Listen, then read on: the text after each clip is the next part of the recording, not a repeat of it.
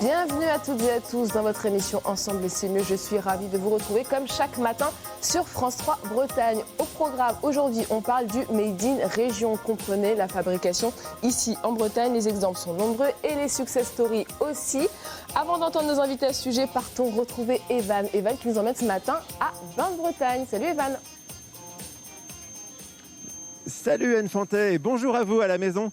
Ce matin, je vous emmène dans les coulisses d'une fonderie, comme tu le disais, à Bain de Bretagne. Alors ici, évidemment, ça déconne, hein, le Made in Bretagne, tout est fait sur place. Dans quelques instants, vous allez assister à la coulée du métal en fusion et vous verrez aussi que l'acier trempé porte bien son nom. Voilà, je vous mets l'eau à la bouche, mais on va commencer par la base de la base. On va en parler avec vous, Jean-Baptiste, bonjour. Bonjour. Alors ici, c'est vous le patron. Vous allez nous faire vivre un petit peu le quotidien de la fonderie. Déjà, commencez par nous expliquer quelles pièces est-ce que vous réalisez ici et pour quel secteur. Alors nous fabriquons des pièces en petite et moyenne série pour l'industrie, tout secteur d'industrie, aussi bien l'agroalimentaire que le transport, le ferroviaire, la viticulture, l'agroalimentaire, vraiment des secteurs très très diversifiés des industries mécaniques. Donc peut-être que les projecteurs au-dessus de ta tête, Anne Fantet, ont été fabriqués ici, du moins les armatures, qui sait. Alors vous allez nous montrer comment se passe justement la fabrication. Tout commence par un moule. Alors le process, nous avons un outillage qui est une représentation de la pièce à fabriquer. Ici 2 empreintes. On vient mettre du sable à l'intérieur. Alors attendez, vous allez vite là. C'est quoi ça? Ça, c'est pas la pièce? Ça, ce sont les réservoirs de métal liquide qui permettent de réaliser la pièce et d'assurer la fabrication. Donc ça, nous concevons. Il est ensuite fabriqué chez un modeleur et il nous permet ensuite de fabriquer des moules avec du sable et de la résine. Donc nous avons ici 2 parties de moule, un dessus, un dessous. Alors pourquoi vous utilisez du sable? C'est parce que c'est la seule matière qui résiste aux températures de coulée très élevées qu'on a là en l'occurrence en inox. Donc ensuite, pour assurer les évidements à l'intérieur des pièces, on va mettre comme dans les fruits des noyaux. Pour assurer les évidements, c'est-à-dire pour faire que ça soit creux. Pour faire le creux dans les pièces, exactement. Donc on met des noyaux. Oui, j'ai une formation de fondeur, au cas où vous... C'est ça. Ensuite, un filtre en céramique. D'accord.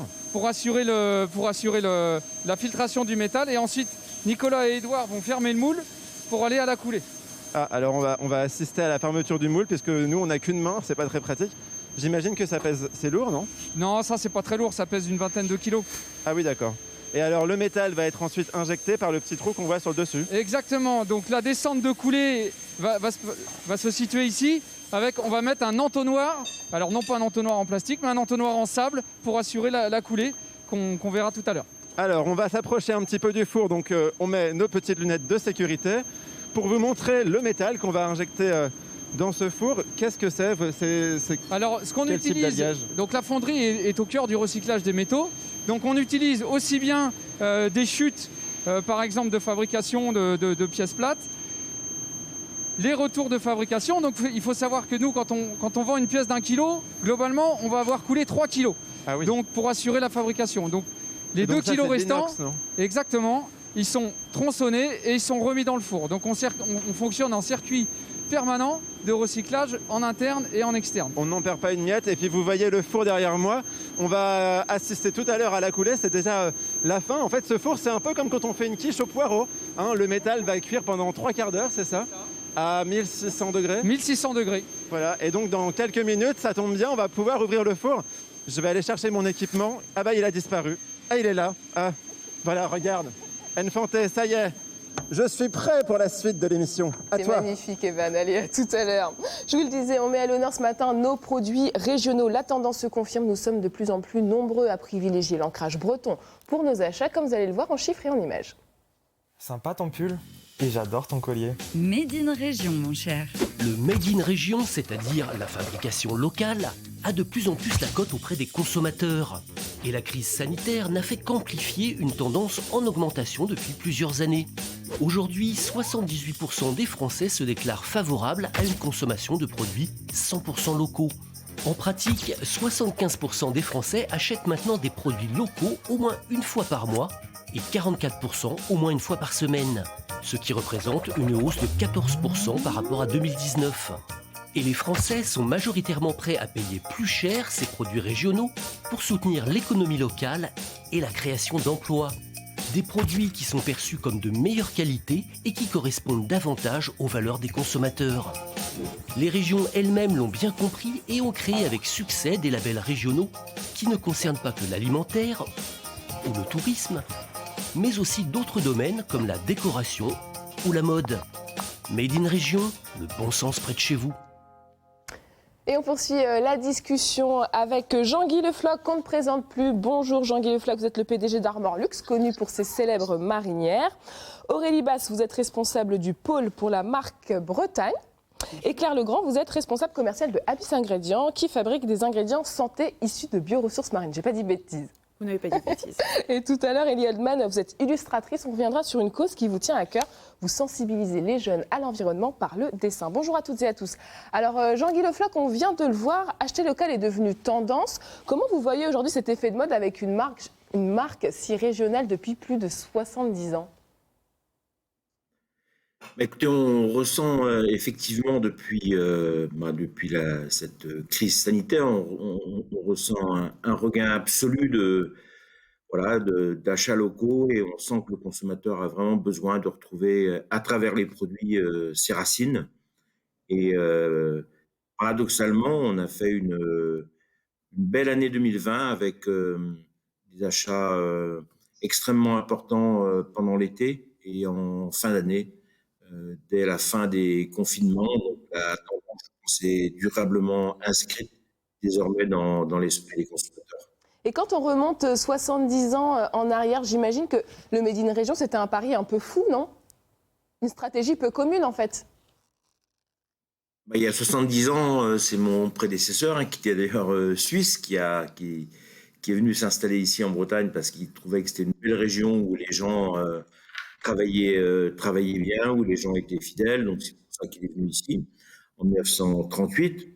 Après la guerre, vous savez, il y a eu dans les années 70, jusqu'à l'année estivale, une certaine désaffection de la Bretagne et un désamour.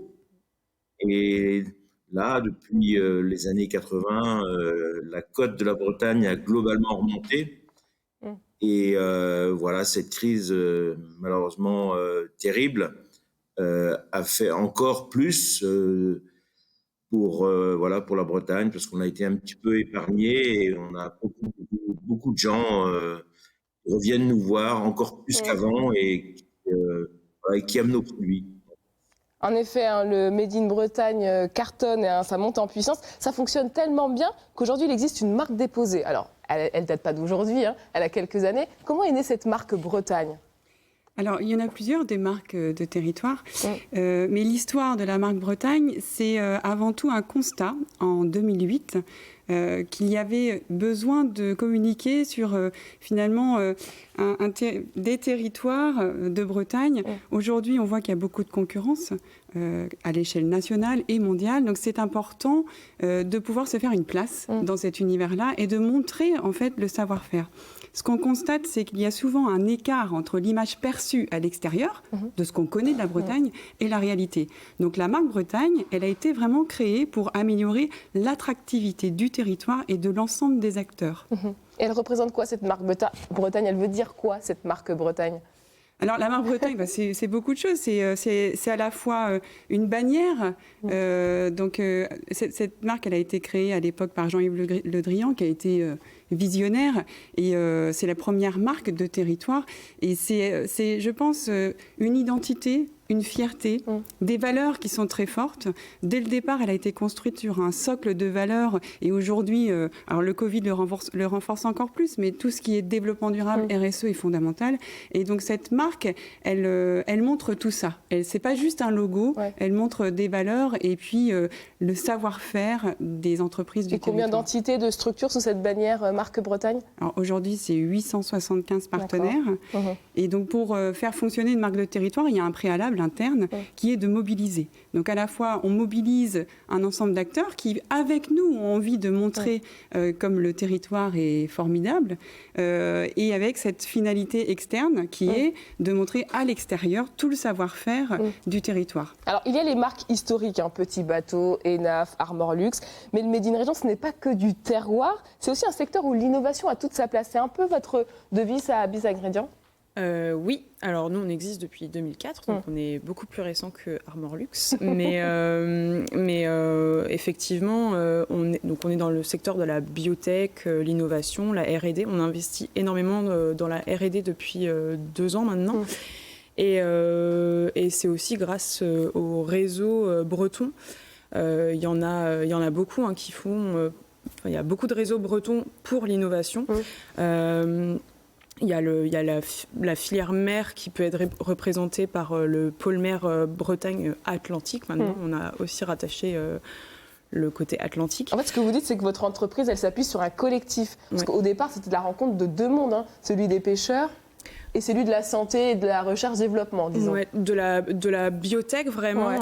Abyss Ingrédients est vraiment né de la volonté de valoriser ce qui était à l'époque des déchets, ce qu'on appelle maintenant des coproduits de poissons. Donc c'est vraiment valoriser l'intégralité de la filière pêche.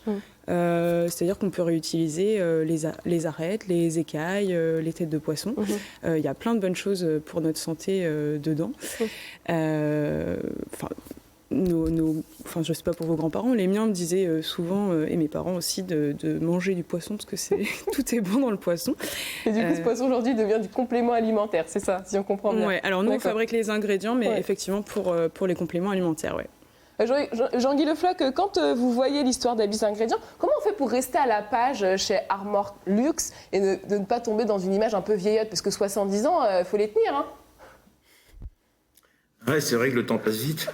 Nous, ce qu'on fait, c'est que voilà, on a une veille mondiale sur tout ce qui est textile, qui nous permet de voir tout ce qui se fait dans le monde. Et à partir de tout ce qu'on voit, on imagine nos propres produits, mais qui ont toujours quelque part un ancrage breton. Il y a toujours quelque part un petit signal, même si le produit est complètement nouveau, il y a un petit signal qui rappelle notre belle Bretagne, toujours. Et qu'est-ce qui a changé pour vous fondamentalement ? Ce sont les process de fabrication, la matière ou la clientèle ? Ce qui a changé pour nous, c'est d'abord la rationalisation de la qualité. Et cette marque, ici, Armor Luxe, a toujours été connue pour être une marque de qualité. On a énormément investi dans un laboratoire qui est un des plus beaux laboratoires français aujourd'hui dans le textile. Donc, on a structuré notre process à travers ce labo de qualité. Et ensuite, on achète effectivement tous les fils nouveaux sur le marché dans le monde. Et on essaye d'inventer des vêtements un peu plus nouveaux que la marinière très, très, très classique qui a été inventée en 1938 par mon prédécesseur. Aurélie Basse, est-ce qu'il y a des marques qui sont innovantes aussi et qui ont décidé de se mettre sous la marque Bretagne ? Ah oui, beaucoup. Beaucoup. D'ailleurs, on a une catégorie jeunes pépites qui accueille des structures justement qui vont être assez innovantes et qui, dès le départ, ont la Bretagne dans leur communication et dans leur ADN. Et oui, des innovations, on en voit beaucoup. Et on regarde en particulier, nous, tout ce qui a un impact aujourd'hui pour la planète. Et donc, oui, je vous invite à regarder ça de plus près. J'en ai plein des exemples. En ce moment, d'ailleurs, il y a quelque chose qui est en train de se monter là sur Rennes, qu'on est en train de suivre, pour avoir que du vrac bio. Voilà, c'est qu'un exemple, mais j'en ai des centaines. Alors, le Made in Bretagne, est-ce que ça n'intéresse que les Bretons ? Quelle est votre clientèle, finalement, chez Abyss Ingrédients ? On arrive quand même à sortir en dehors de nos frontières bretonnes ?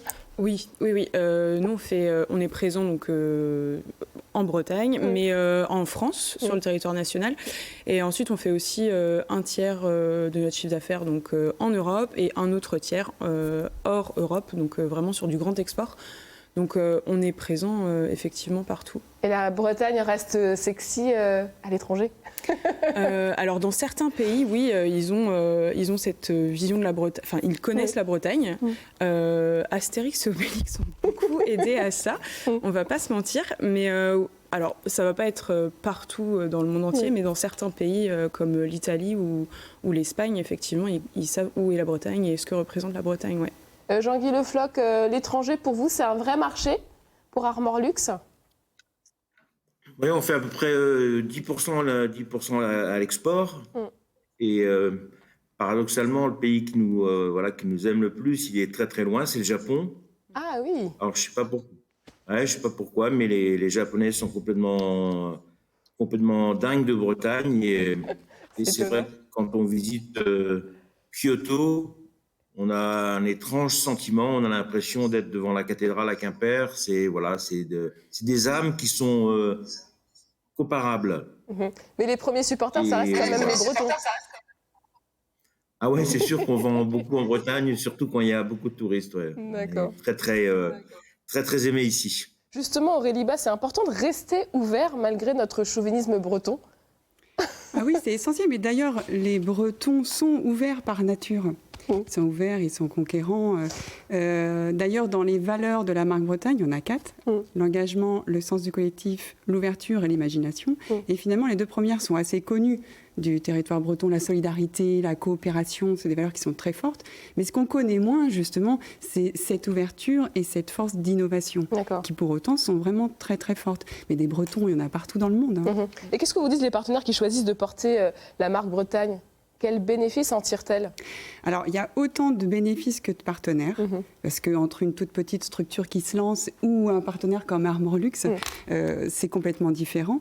Ce qui est sûr, c'est qu'ils viennent à la fois pour être ambassadeurs, montrer leur fierté d'être sur ce territoire, l'identité, mais c'est aussi tout un ensemble de services. Nous, ce qu'on propose finalement, j'aime bien dire que la marque Bretagne, c'est une fabrique à projet collectif. C'est-à-dire qu'ensemble, on est plus fort et ensemble, on peut montrer une image très riche. Et donc, quand on est sur des salons, et BDI, Bretagne Développement Innovation, fait beaucoup de salons sur des secteurs très nichés. On ne connaît pas toujours tout ça. Et en l'occurrence, ça démultiplie l'impact pour les entreprises. Donc, elles viennent chercher aussi beaucoup de visibilité. C'est-à-dire que nous, vous avez peut-être suivi la campagne lancée par la région Bretagne passée à l'Ouest ou encore la dernière campagne touristique Dépaysez-vous en Bretagne. Là, clairement, on est sur des aventures collectives où les entreprises peuvent bénéficier d'un outil et puis faire leur propre visuel. Et voilà, on a aussi des ateliers de montée en compétences, on propose une boutique en ligne, bref, beaucoup de choses. Et vous parliez tout à l'heure du réseau, reste plus qu'à adhérer chez Abyss Bretagne à la marque Bretagne en fait. Il faudrait qu'on y réfléchisse effectivement. Bienvenue. Et une dernière question, quelle part jouent selon vous les réseaux sociaux dans cet effet de mode, Jean-Guy Le Floch? C'est important, je pense notamment aux influenceurs. Est-ce que vous les utilisez chez Armor Luxe? Oui, aujourd'hui, on est dans une économie qui bouge et qui bouge très vite. Et effectivement, aujourd'hui, le chiffre d'affaires en ligne est de plus en plus important. Plus de 10% de notre chiffre d'affaires est en ligne, pratiquement 15%. Et ça augmente tous les jours. Et notre présence sur les réseaux sociaux est indispensable. Et voilà, tous les jours, on passe des messages à nos amis consommatrices et consommateurs. Aurélie Bas, vous aussi, c'est important, c'est incontournable les réseaux sociaux pour une marque comme la marque Bretagne? C'est indispensable. Indispensable. Et nous, aujourd'hui, ce qu'on essaie de faire, c'est de faire monter en compétence l'ensemble des partenaires du réseau sur toutes ces questions-là.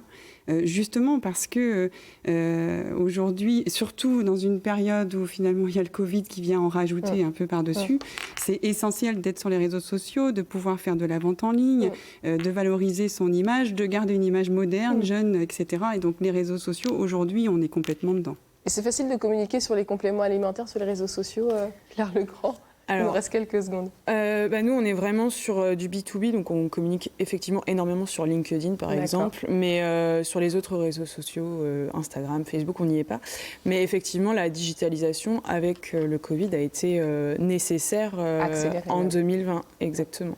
Merci beaucoup à tous les trois d'avoir été avec nous. Merci Jean-Guy Le Floch d'avoir été avec nous depuis Quimper, fier ambassadeur du Made in Bretagne. Vous l'aurez compris, le réseau, c'est très important. On continue à valoriser le savoir-faire breton. Ce matin, EFA nous fait découvrir les coulisses d'une entreprise de fonderie à Banque-Bretagne. Oui, mais j'ai une question pour ton invité Aurélie Nfanté. Est-ce que la fonderie Fondax pourrait devenir partenaire de la marque Bretagne? Quels seraient les critères? Aurélie Basse? Oui, Evan, avec plaisir. Alors, les critères, il y en a 4. Le premier, c'est d'avoir un attachement au territoire. Le deuxième, c'est de porter les valeurs de la marque. Le troisième, c'est de rayonner en dehors de la Bretagne, vous l'aurez compris. Hein. L'idée, c'est de rester ouvert. Voilà, et le troisième, c'est d'avoir une communication qui soit en phase avec le code de marque. Mais je suis sûre que tu vas pouvoir leur expliquer impeccable. Allez, 4 points pour entrer sur la marque Bretagne. Je vais jouer à l'entremetteur. Je vais jouer à l'entremetteur pour vous. En attendant, on va se focaliser sur ce qui est en train de se passer derrière nous, Jean-Baptiste. C'est l'heure de la coulée, de lave, enfin de métal plutôt. De métal en fusion d'inox pour être plus précis.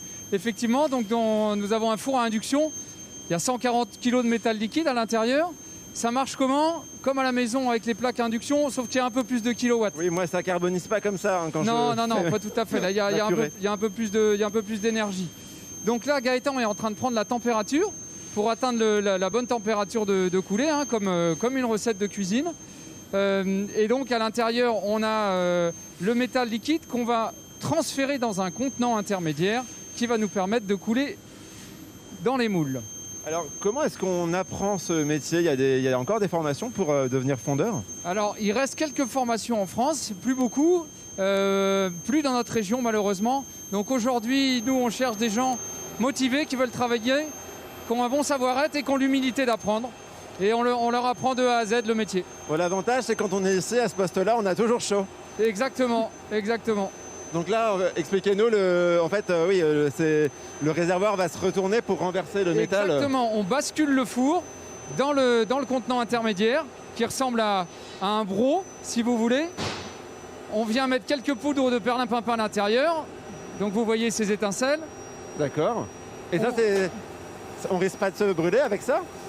C'est pour ça que les opérateurs sont extrêmement protégés. Ensuite, vous avez vu qu'il a nettoyé le bain, un petit peu comme on écrème une casserole de lait. Ouais. Et là, maintenant, il va transvaser le métal liquide dans les moules.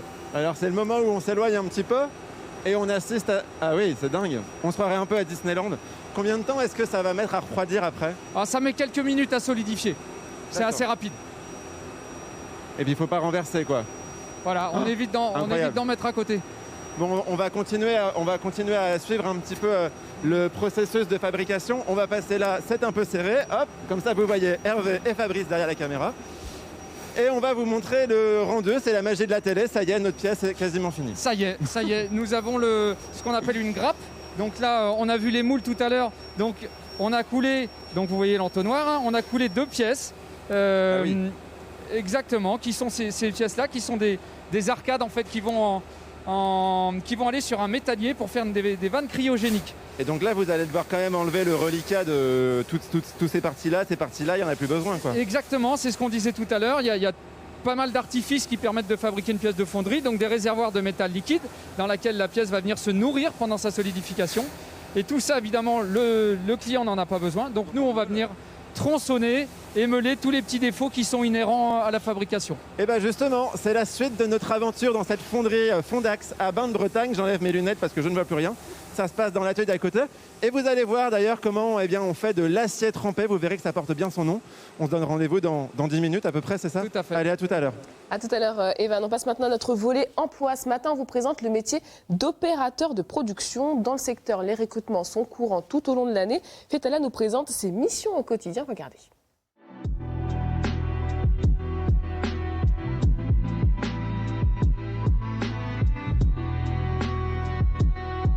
Je m'appelle Hachimi Fetala, j'ai 28 ans et ça fait 6 ans et demi que je suis préparateur de commandes au service après-vente.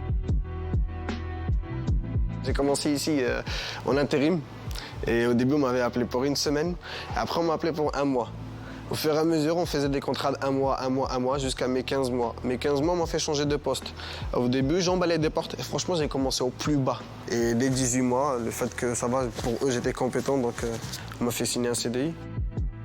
Au début, j'avais peur. Personnellement, on me dit que c'est des portes automatiques. J'ai dit, oh, moi, j'ai pas fait de l'électricité. Mais au fur et à mesure, j'apprends. Et personnellement, aujourd'hui, j'en connais, quoi. Ça fait 6 ans et demi que je suis ici. Franchement, je suis très content. Quand je vois d'où je viens, après, comme on dit, quand on veut, on peut. Vous voyez ce que je veux dire? Si on veut apprendre, on peut tout avoir. Et c'est ça qui est bien. Moi, j'aime bien apprendre, personnellement.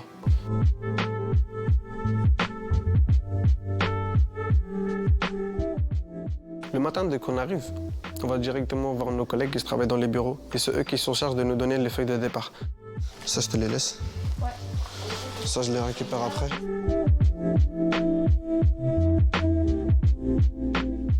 Chaque jour, c'est différent. Et chaque feuille, c'est différent. On peut avoir au grand maximum 5 fois la même chose, mais entre 50 et 100 colis, c'est rien du tout. La plupart du temps, quand on a une traverse avec un palpeur, c'est qu'en fait, il y a une personne en voiture qui a voulu enfoncer la porte. C'est-à-dire qu'il a voulu rentrer vite et la sécurité ne s'est pas enclenchée. Ouais. Et ce qu'il fait, ça a tapé le palpeur et je pense que ça a tapé même la traverse. Ça, je suis même sûr et certain parce qu'il y a un kit support inférieur. Les kits support inférieurs, c'est ce qui maintient la porte pour maintenir ses sabots bas. Donc je suis sûr à 200% que c'est ça. Il faut être autonome. Il faut être à l'écoute des clients aussi, parce qu'il y a certains clients aussi, il faut les comprendre. C'est la connexion entre les clients, moi j'aime bien. Personnellement, le fait que j'ai fait du commerce, donc moi je m'adapte vraiment vite. Et après, quand on s'adapte vite, quand le client il est gentil, etc., on en parle, donc ça va vite. C'est une fierté pour moi de dire, ouais, la personne elle a eu, entre guillemets, un problème, j'ai réussi à l'aider à le réparer. Lui, il ne sera pas embêté derrière. C'était le portrait de Fetala, opérateur de production. Pour tout savoir sur les offres d'emploi en Bretagne et les débouchés dans le secteur, Mathieu Doharé nous a rejoint. Bonjour Mathieu. Oui, bonjour à tous.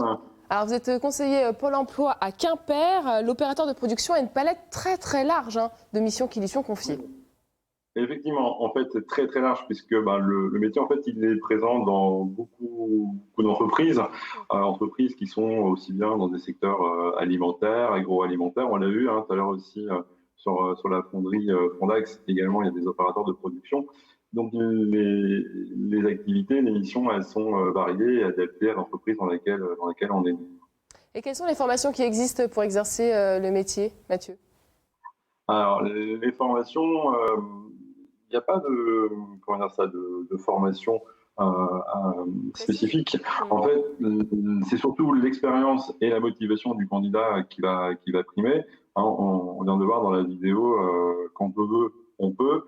Généralement, on commence sur des postes sur la ligne de production et après on évolue en interne. Par contre, ce qui peut être apprécié des recruteurs, c'est des diplômes plus techniques, peut-être sur la conduite de machine. Et des fois, ça peut être aussi des choses en lien avec l'électricité, la mécanique, l'hydraulique. Et c'est un secteur qui recrute énormément en Bretagne. Combien d'offres à pourvoir? Aujourd'hui, on est entre 350 et 400 offres qui sont en diffusion sur le site de Pôle emploi Bretagne. C'est surtout dans le secteur agroalimentaire qu'on retrouve une grande partie des offres. Puisque le secteur est très présent sur la région. Et on le voit sur les chiffres, 7 demandeurs d'emploi sur 10 qui ont intégré une formation dans le domaine sont en emploi dans les 6 mois qui suivent la formation. Et quels sont les salaires dans la profession? Pour quelle perspective de carrière ensuite?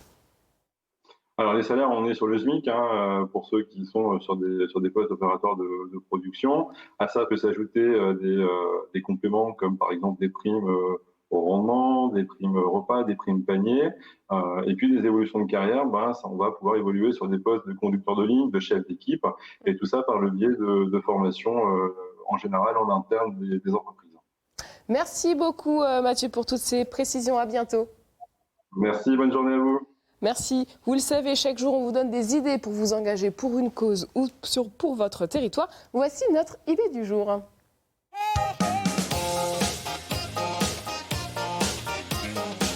C'est énervant. Avec les écrans, les enfants perdent le contact avec la nature. Si on s'engageait dans une association pour les sensibiliser à l'environnement? Sensibiliser les enfants aux questions environnementales, former des citoyens éco-responsables, c'est possible grâce aux nombreuses associations présentes partout en France.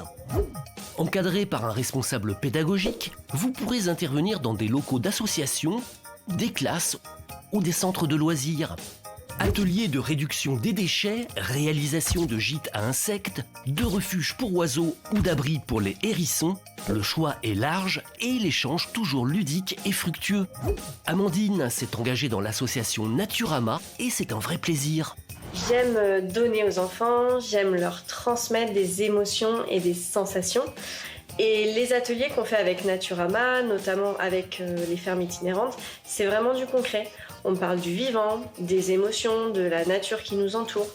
En fait, on leur donne des repères et surtout, on les sort du numérique. Et au final, c'est en ayant ce contact très jeune qu'ils apprennent le respect des animaux et de leur environnement. Si vous aussi, vous avez à cœur de sensibiliser les enfants à l'environnement, alors devenez bénévole dans une association. L'écologie, ça s'apprend. L'écologie, ça s'apprend et ses valeurs se transmettent. Vous, c'est par le dessin, Ellie Oldman, que vous sensibilisez à la cause. Vous êtes illustratrice. D'abord, enfant, est-ce qu'on vous a sensibilisé? Alors, oui, mais ça m'a pas beaucoup marqué, je pense. Ouais. Genre, je me souviens quand j'étais petite, on nous disait de pas jeter les déchets, on nous disait de faire au mieux et tout ça. Mais je me souviens pas spécialement de moments dans les écoles ou d'activités un peu artistiques ou quoi qui m'ait marqué. Je dis pas que ça n'a pas existé, mais il n'y a pas eu un énorme événement qui m'a fait me dire ah bah là ça y est j'ai compris quelque chose, on m'a accompagnée, on m'a expliqué les choses en détail et tout ça et c'est pour ça que du coup je me suis un petit peu intéressée aussi parce que j'avais envie de marquer l'esprit des enfants quand ils sont petits pour qu'ils grandissent avec ça un petit peu. Et quel a été le déclic pour se lancer dans cette cause? Le déclic, ça a été un ras-le-bol un peu qui est venu au fur et à mesure des années, et notamment dans une période de ma vie où j'ai beaucoup travaillé dans les bistrots du centre-ville de Rennes, avant de commencer le dessin, et où petit à petit, je me suis rendu compte qu'il y avait une espèce d'irrespect global sous couverture de on verra ça plus tard et tout ça, et du coup, je voyais beaucoup de mes clients jeter leurs mégots, jeter les pailles, jeter tout ça. Alors, en fait, ce que je comprenais pas, c'était vraiment le principe de c'est plus simple, à mon sens, de le laisser sur la table ou de le mettre dans la poubelle, des fois, c'est plus rapide. Et il y avait un peu cette négligence de se dire c'est pas grave, c'est tombé, je vais pas me baisser pour le ramasser ou je vais pas y réfléchir. Et il y avait aussi un jeu que je n'ai toujours pas compris, qui était pour tous les fumeurs de essayer de viser le mieux possible la bouche d'égout.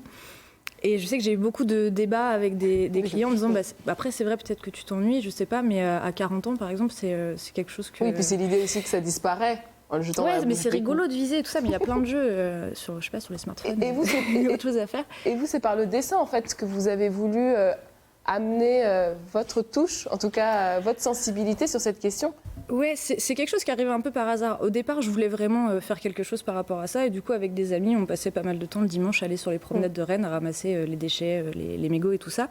Et un peu par hasard, entre-temps, je me suis mise à dessiner. J'ai quitté mon travail et le dessin a pris de l'ampleur dans ma vie. Et au moment où on m'a proposé d'exposer justement une grande fresque qui est sur les écrans, là, je me suis posé la question, est-ce que je veux juste exposer un grand dessin ou est-ce que j'ai envie de parler de quelque chose qui me tient à cœur? Et ça a été directement... ce ras-le-bol qui est venu, j'ai fait j'ai envie de faire quelque chose et j'arrive pas à communiquer avec les gens de mon âge ou plus vieux. Du coup, je vais aller m'adresser aux futurs gens de plus tard, qui sont les enfants et qui du coup sont beaucoup plus enthousiastes et beaucoup plus concernés. J'ai l'impression qu'ils comprennent. C'est peut-être parce que c'est plus tout noir, tout blanc quand on est petit, mais c'est beaucoup plus simple. Justement, vous avez initié des rencontres, cette exposition, elle s'est baladée. Qu'est-ce que vous voulez que les enfants retiennent fondamentalement? Parce que c'est vaste quand même finalement cette question de la préservation de l'environnement. Moi, ce qui me tient à cœur, c'est de redonner un peu d'espoir aux enfants, parce que pendant les expositions, je me suis rendu compte que beaucoup de fois, ils se disent que c'est foutu, qu'il y a du plastique partout, qu'ils vont grandir dans le plastique, et que vu que leurs parents ne sont pas forcément toujours à fond sur ces questions-là, du coup, eux, ils se disent si maman le fait pas, je peux pas le faire. Et du coup, nous, vraiment, l'idée avec l'exposition, c'est de leur dire, c'est toi qui as le pouvoir de choisir si tu veux déjà ne pas jeter quelque chose, et si en plus tu veux le ramasser. Et du coup, la pédagogie va plus loin. C'est vraiment après l'enfant qui va pouvoir expliquer à son entourage, à ses parents, aux gens qu'il va croiser, que lui, il a vraiment trouvé que c'était chouette de ramasser des déchets déjà dans l'exposition, puis après dans la vraie vie. Et du coup, pour moi, c'est un peu une pédagogie inversée. C'est l'enfant qui va amener cette bonne humeur de ramasser les déchets. Le Covid bouscule un peu tous vos plans. J'imagine que c'est compliqué pour vous de vivre en tant qu'illustratrice aujourd'hui et de continuer à faire ce qui vous anime en fait.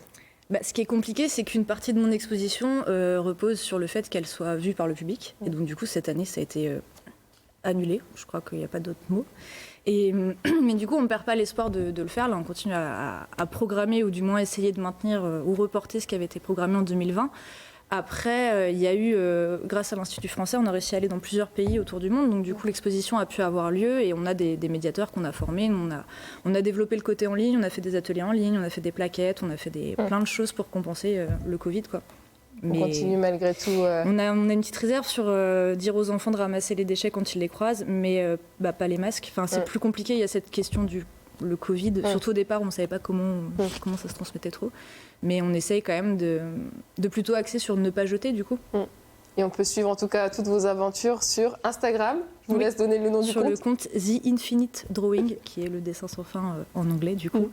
Et où vous pouvez retrouver la fresque et puis tout le reste du dessin qui n'est pas que la fresque, qui est un peu plus que ça aussi. Merci beaucoup Elie Oldman d'être venue témoigner sur notre plateau. Allez, on file faire un dernier saut du côté de Banne-Bretagne pour retrouver Evan.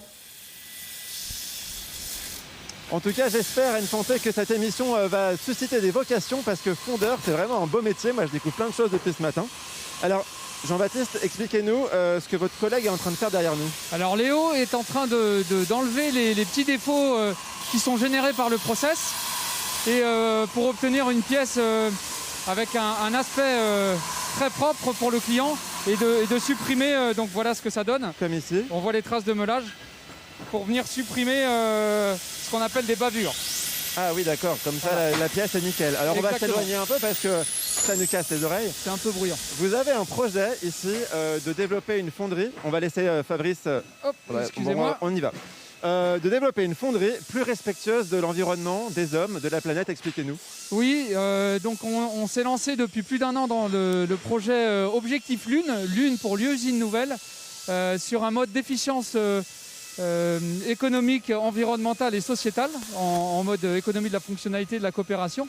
Donc environnemental pour générer moins de nuisances, être aussi plus indépendant énergétiquement parlant. On consomme pas mal d'électricité, donc mettre en place des énergies renouvelables. Récupérer la chaleur aussi peut-être. Récupérer la chaleur qu'on génère exactement pour nous ou pour les voisins éventuellement. D'un point de vue sociétal, on travaille beaucoup sur la pénibilité et pour essayer d'automatiser les tâches. Et puis évidemment, d'un point de vue économique, pour gagner en productivité et se maintenir notre activité dans la région. Et donc toujours rester à Banne-Bretagne ce projet. On sera un petit peu plus au sud de l'île et Vilaine, on sera au Grand Fougeray. Bon bah tant que vous restez en Bretagne, on reviendra vous voir. Voilà. Ça marche. Allez, dernière étape de notre fabrication.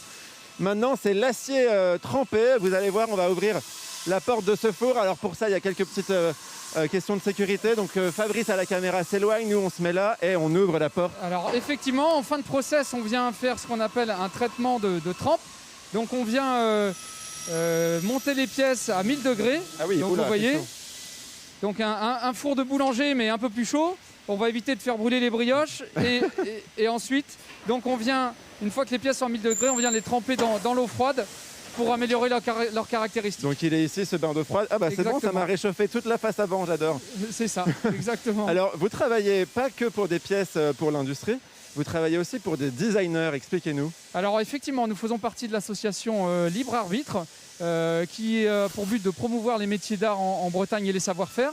Et à ce titre, on a fait des travaux avec plusieurs designers pour faire des tables et un valet de chambre.